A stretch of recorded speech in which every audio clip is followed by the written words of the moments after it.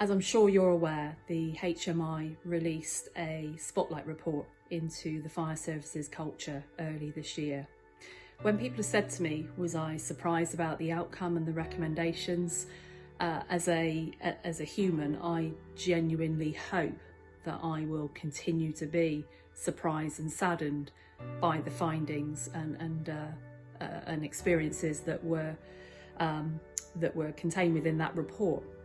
However, as a woman in the fire service for over 20 years, I recognise very much so, not necessarily from my personal experiences, but from the experiences that other people, other women have shared with me in relation to how they've been treated and their experiences within the fire and rescue service.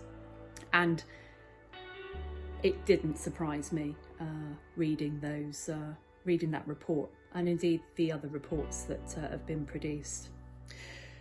I think it's fair to say that we are, for those of us that work in the fire service, we are very proud of what we do. We're very proud of how we keep our communities safe. We're very proud of our sense of team. We're very proud of what we do. However, what we need to do now is to ensure that every single person that joins our service feels included. Every single person that joins our service isn't bullied, isn't harassed, isn't subject to inappropriate behaviour, and we eradicate that for the future. The National Fire Chiefs Council Culture Action Plan isn't just a response to the HMI Spotlight report.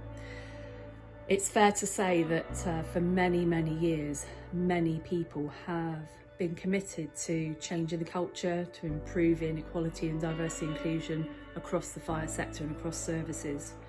And it's very fair to say that that progress has been inadequate and very slow. But I think it's now the fact that the plan has come together, and it has been a plan that's brought together many stakeholders, many interested parties, and this plan is now the product and designed to make a real impact. The pace of change is shifting. It has to shift because we cannot continue to maintain the status quo. But I do really feel that there are genuine commitments and honest commitments to making the changes that are really required in relation to our culture across our service. NFCC have worked with and will continue to work with a range of groups and people to develop our Culture Action Plan, a plan that builds on the trust and high levels of confidence that the public have in our fire services. It builds an environment that's conducive to diversity in all its forms, where people, everyone that is, feel safe and supported. It's only then in that environment and that culture that people will be able to deliver their best to the public, keeping them safe. We've started by pulling together the suite of NFCC programmes, our guidance, standards, frameworks, everything that can support services in embedding the values of inclusion and diversity, and then sharing that with peers right across the country. Culture transformation does take time, and we know that, but I am absolutely convinced that we have got passionate people, committed people and professional people that care so much about the services that we deliver that they recognise the change that's required and will be 100% committed to achieving the change. Culture is complex, and many people will say that. Change is challenging, many people will say that. But as people that work in emergency services, we deal with complex and we deal with challenging every single day when we go on operational incidents. So if we can achieve a positive outcome when we attend our emergency incidents, then we really should be able to change our culture, which we talk about is complex and challenging. The time for change is absolutely now. Leadership is 100% vital from each and every one of us. And with the professional support of the National Fire Chiefs Council, through the plans, through the tools and through the guidance, I am absolutely convinced that we can create the sustainable change that we require for our future. Thank you. The time to act is now. We cannot let this be another failed attempt at addressing harmful, exclusive cultures in our services. Change is already happening, we know that. We equally know this will take time.